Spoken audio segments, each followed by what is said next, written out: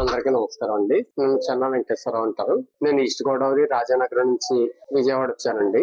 నాకు 6వ నెలలో షుగర్ వ్యాధి కనిపించిందండి. కనిపించిన వెంటనే నేను మాదాబాగ్ హాస్పిటల్ విజయవాడ వచ్చానండి. నాకు అప్పుడు షుగర్ లక్షణాలు ఏంటని అడిగారు డాక్టర్ గారు. అడిగేసరికి నేను దాహం ఎక్కువ వేయటం, యూరిన్ ఇన్ఫెక్షన్, యూరిన్ ఎక్కువ అవటం ఇలాంటి సింటమ్స్ చెప్పానండి. అయితే ఆ డాక్టర్ గారు మీరేం కంగారు పడకండి, షుగర్ వ్యాధిని రివర్స్ చేసుకోవచ్చు, నేను చెప్పినట్టు మందులు వాడండి, పంచకర్మలు వాడాలి, పంచకర్మ చేయించుకోవాలి, డైట్ ఫాలో అవ్వాలి అని మెడిసిన్స్ ఇచ్చారండి. వారు చెప్పిన ప్రకారం నేను చేసుకున్నాను. నేను ఇక్కడికి వచ్చేసరికి 10.7 HbA1c ఉండేదండి. 5/9/25 నాటికి 5.7 కి వచ్చిందండి. డాక్టర్ గారు చెప్పినట్టు నేను మందులు వాడాను. నాకు షుగర్ పూర్తిగా తగ్గింది.